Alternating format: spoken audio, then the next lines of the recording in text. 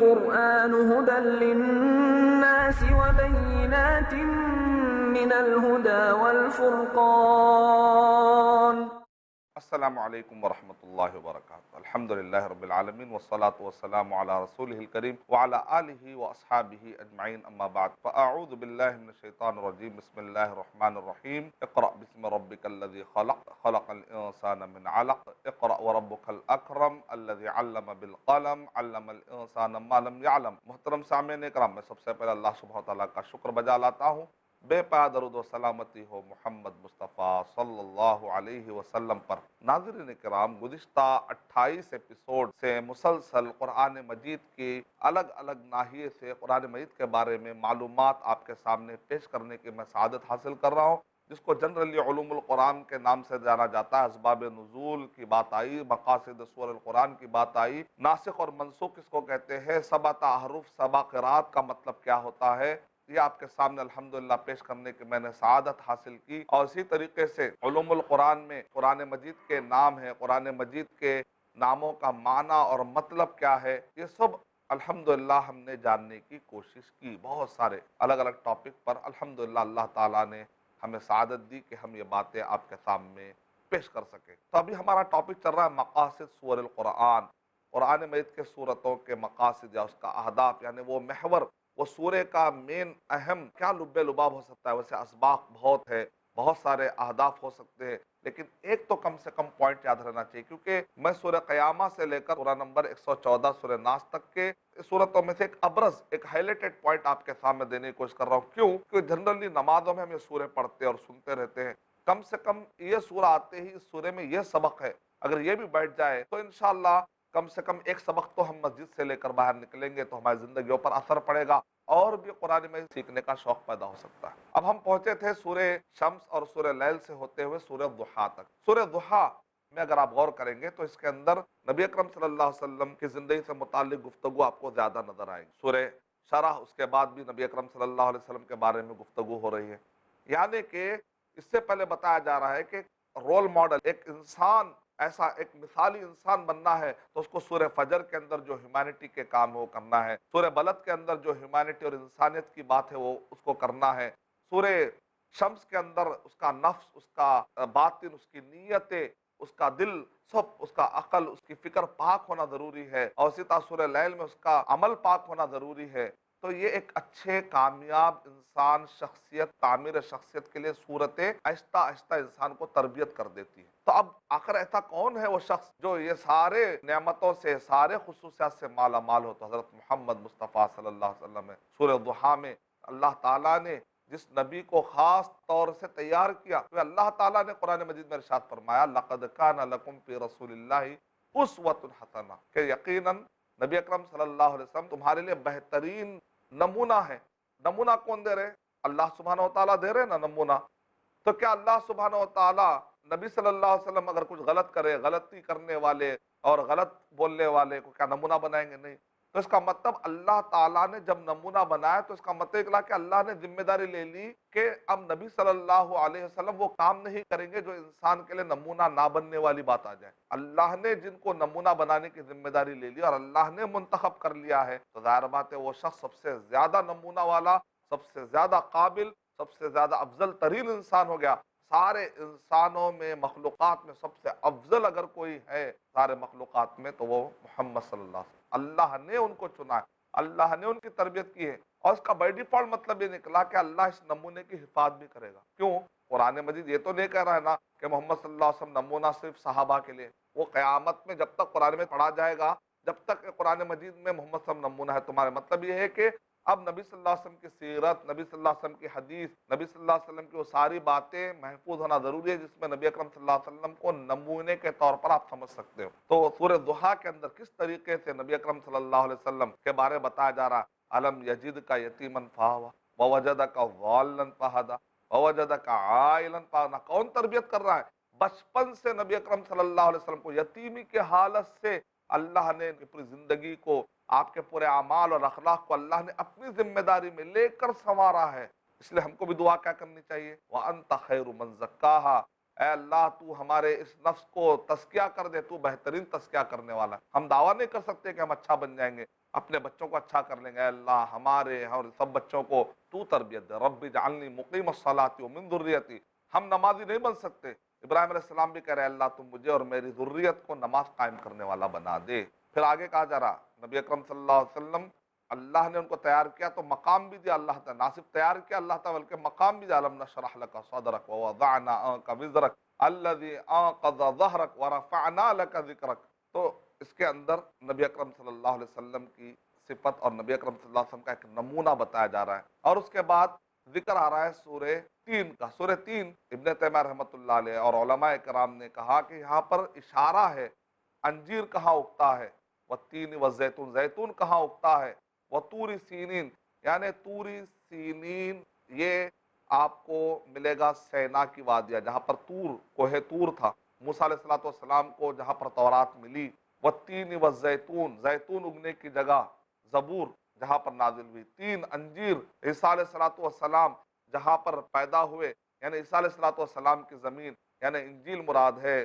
اس کے اندر اشارہ ہے کہ وہ جگہ جہاں پر انجیل نازل ہوئی یعنی کہ بلاد الوحی، وہ جگہ جہاں وحی نازل ہوئی۔ آپ لگاتار دیکھیں، آپ انجیل جہاں پر نازل ہوئی، والتین جہاں پر زبور نازل ہوئی، والزیتون، وطور سینین جہاں پر تورات نازل ہوئی، وہذا البلد الامین، مکہ بلد امین تھا مکہ یعنی جہاں قرآن مجید نازل ہوئی۔ لقد خلقنا الانسان فی احسن تقویم، ہم نے انسان کو بہترین انداز میں پیدا کیا، لیکن جب انسان یہ وحی سے فائدہ نہیں اٹھاتا، اپنے آپ کو دور کر لیتا ہے، ثم رددناہ اسفل سافلین، تو انسان کیا ہے، اس کو اسفل سافلین میں اس کو ڈھکیل دیا جاتا ہے۔ اب اس کو واپس آنے کا طریقہ کیا ہے، آگے بتایا جا رہا الا الذین آمنوا وعملوا الصالحات فلہم اجر غیر ممنون، اگر وہ ایمان لا لے، عمل صالح اختیار کر لے، تو پھر اللہ تعالیٰ اس کو غیر منقطع نہ ختم ہونے والا اجر دینے والے ہیں۔ فما یکذبک بعد بالدین الیس اللہ باحکم الحاکمین، جہاں پر وہی نازل ہوئی ان ایریوں کا ذکر ہوا سورہ تین سورہ نمبر 95 میں، تو ٹھیک ہے میں پھر وہ پہلی وہی کیا ہے ذرا اس کا بھی ذکر آ جائے۔ سورہ علق میں اقرأ بسم ربک الذی خلق، ٹھیک ہے وہ بلد امین میں کون سی، وہ مکے کے اندر کون سی وہی نازل ہوئی، پہلی وحی اقرأ بسم ربک الذی خلق۔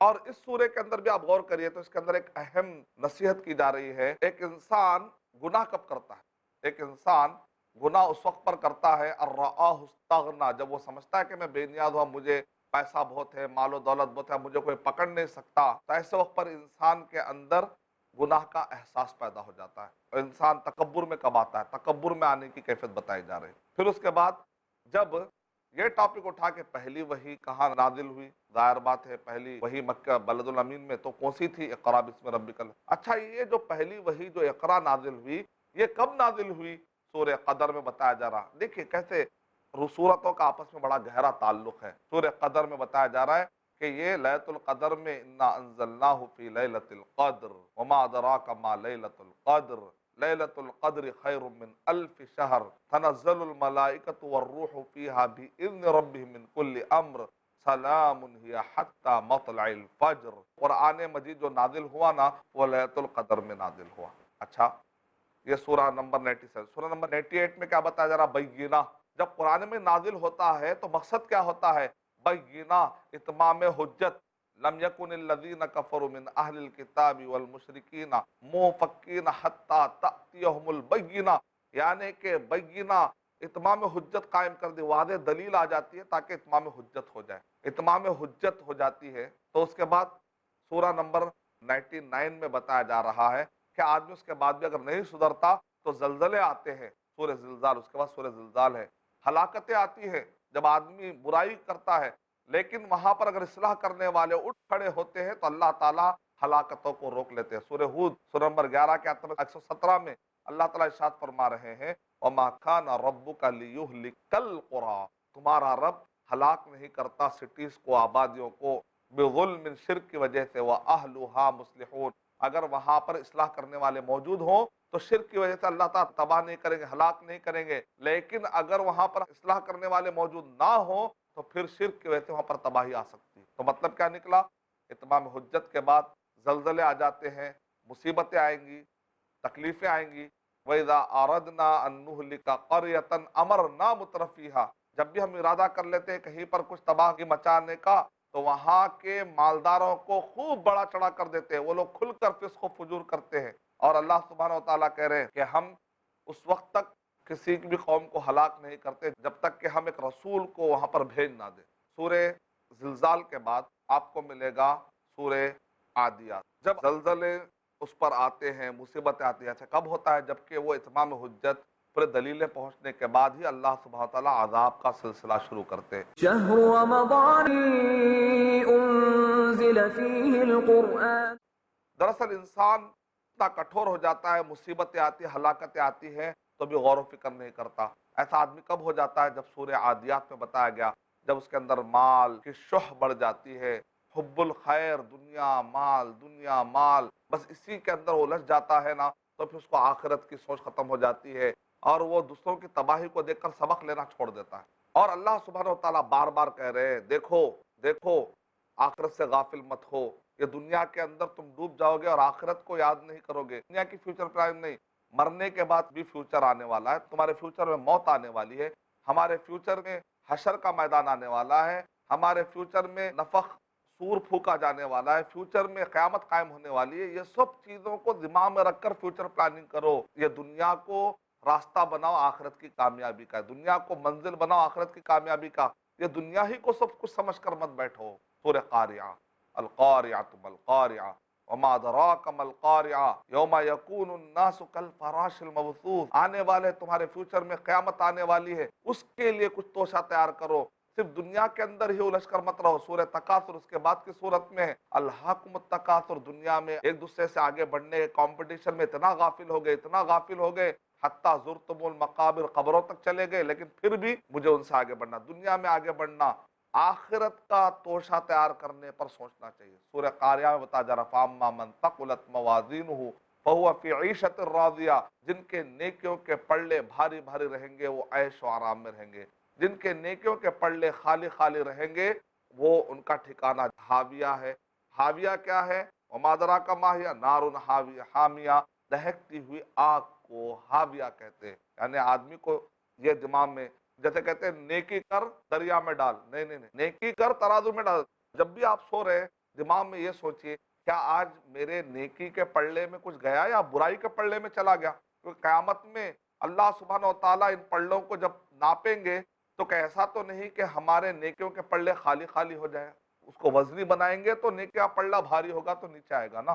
تو نیکی کے پلڑوں کو بھاری کرنا ہے، یہ ہمارا ٹارگٹ ہے۔ لوگ پوچھتے ہیں پرپز آف لائف کیا ہے، آپ کے پرپز کیا ہے، لائف کا مقصد کیا ہے؟ تو آپ بتا دیجئے، نیکیوں کے پلڑے کو مضبوط کرنا، اپنے نیکیوں کے پلڑے کو خالی ہونے سے بچانا۔ نہ جانے کتنے دن گزر گئے ہمارے نیکی کے پلڑے میں کچھ نہیں پڑا۔ آپ دیکھیں اللہ تعالیٰ کتنی عزت دیتے ہیں، اگر آپ نے اللہ کی راہ میں کھجور دے دیا، مثال کے طور پر نبی اکرم صلی اللہ علیہ وسلم نے مثال دی، جیسے تم گھوڑے کے بچے کو سدا کے چھوٹے بچے کو کرتے کرتے اسے بڑا کر دیتے ہو نا، ویسے اللہ تعالیٰ تمہارے کھجور کو اتنا بڑھاتے یہاں تک کہ احد پہاڑ کے برابر ہو جاتا ہے۔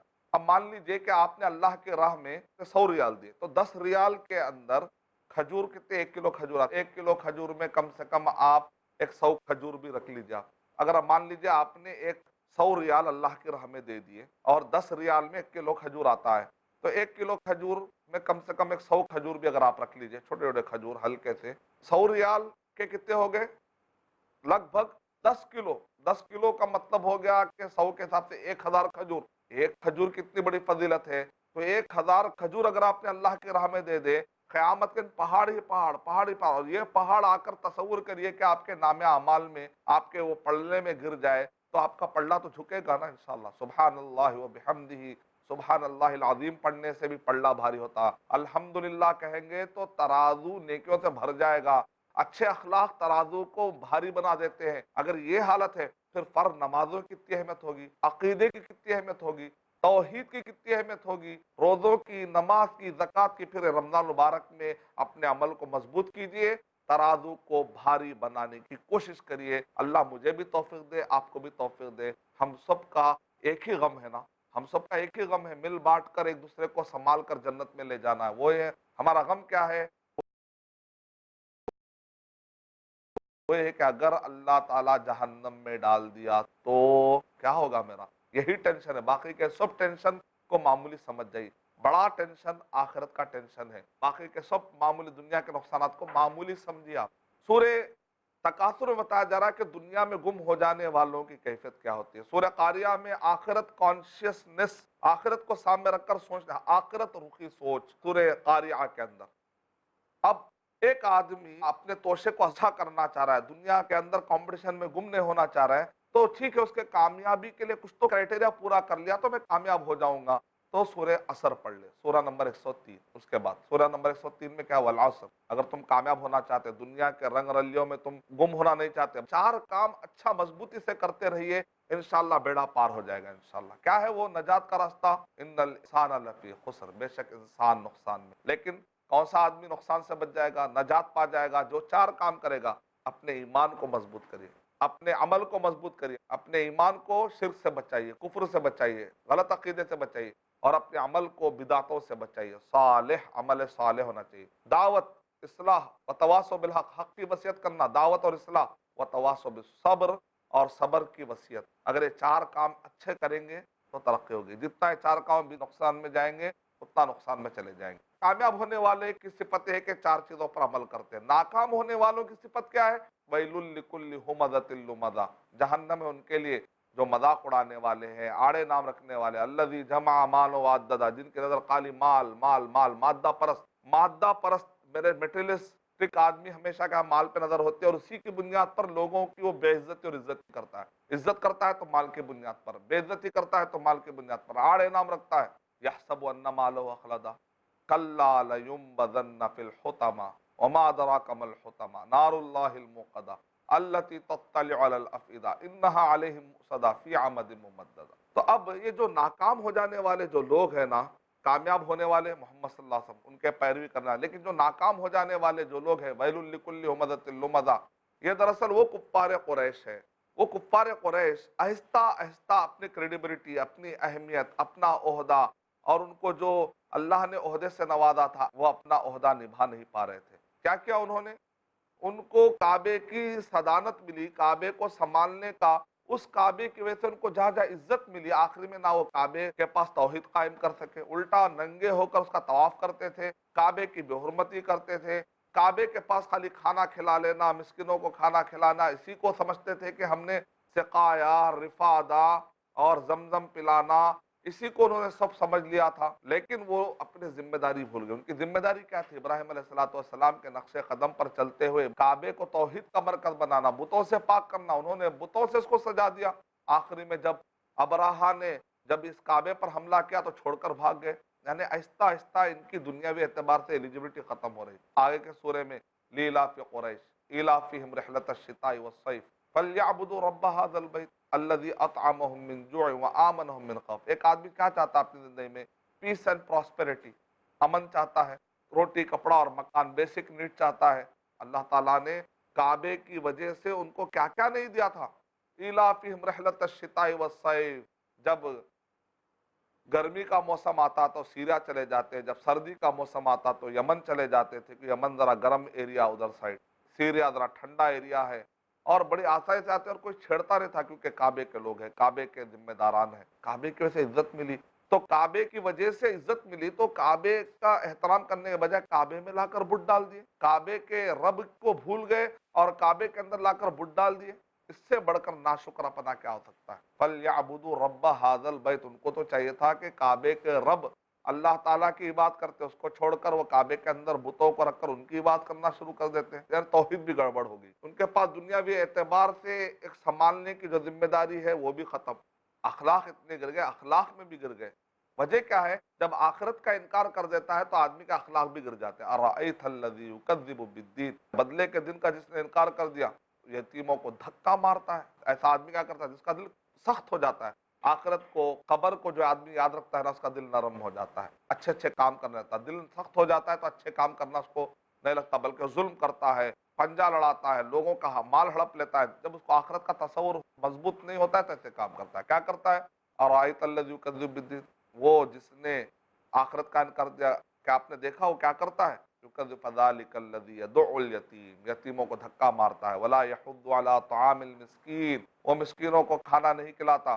فَوَيْلٌ لِّلْمُصَلِّينَ، بس جہنم ہے ایسے نمازیوں کے لیے۔ الذین هم عن صلاتهم ساہون، کہ وہ جو اپنے نمازوں کے بارے میں سستی برتتے۔ ایک عالم صاحب نے کہا نماز کے اندر رہ کر نماز میں وسوسہ ڈال کے ادھر ادھر خیالات جاتے ہیں نا، وہ مراد ہے۔ سر رحمۃ اللہ علیہ کہتے ہیں نہیں، یہاں پر نماز کے اندر کے کمزوریاں مراد نہیں ہے، بلکہ نماز کے باہر، یعنی ایک آدمی نماز کے ٹائم کو ٹلا ٹلا کر پڑھتا ہے، نماز کے ٹائموں کا خیال نہیں رکھتا، وہ مراد ہے۔ کیونکہ یہاں پر الذین هم فی صلاتہم نہیں ہے، بلکہ الذین هم عن صلاتہم ساہون، جو نمازوں کے بارے میں غفلت کا شکار ہوتے ہیں، اس کے ٹائموں کو ٹلا ٹلا کر پڑھتے ہیں۔ والذین هم یراؤون، جو دکھاوے کے لیے نماز پڑھتے ہیں۔ ویمنعون الماعون، کفار قریش کی حالت اتنی گزر گئی، اتنی گئی گزری ہوگی، آخری میں وہ ایک معاون، ایک چھوٹی جو چیز ہے نا، اس کو بھی دینے کو اتنی بخالت آ گئی۔ تو ایسے لوگوں سے اب کیا ہو جائے گا؟ ایسے لوگوں کو کعبے پہ رہنے کا کوئی حق نہیں ہے۔ کعبے پہ رہنے والے لوگوں کے اندر ایلیجیبلٹی بہت ہائی ہونی چاہیے، بہت اعلیٰ اخلاق کے، اعلیٰ معیار کے لوگ ہونا چاہیے۔ لہذا بتا دیا گیا کہ اب ان کا معاملہ کیا ہونے والا ہے، انا اعطیناک الکوثر، اب ایک دوسری قوم آنے والی ہے، ریپلیسمنٹ، وہ محمد صلی اللہ علیہ وسلم۔ کوثر، فراوانی کے ساتھ جن کو نعمتیں ملنے والی ہیں، محمد صلی اللہ علیہ وسلم کے ماننے والے آنے والے۔ فصلی لربک وانحر، اے نبی اکرم صلی اللہ علیہ وسلم اپنے رب کے لیے نماز پڑھیے اور قربانی دیجیے۔ اب یہ ختم ہونے والے کفار قریش، ان کی جڑیں کٹنے والی ہیں، اب یہ جو دشمن بن کے ٹھہرے ہوئے ہیں، ان کا خلا قما ہونے والا۔ میں اگلے ایپیسوڈ میں انشاءاللہ کچھ پوائنٹس آپ کے سامنے میں رکھ رہا ہوں، تاکہ کم سے کم اس سورے میں یہ معنی بھی ذہن میں ہو جائے، تو نماز پڑھنے کے دوران نماز میں لطف آئے گا۔ نماز سمجھ کر پڑھنے سے، مسجد سے نکلنے سے ایک سبق بھی اگر لے کر نکلیں گے تو ہمارے لیے بہتر ہے۔ اللہ تعالیٰ سے میں دعا کرتا ہوں کہ اللہ سبحانہ وتعالیٰ ہم سب کو قرآن مجید کا فہم عطا فرمائے، آمین۔ وآخر دعوانا ان الحمد للہ رب العالمین۔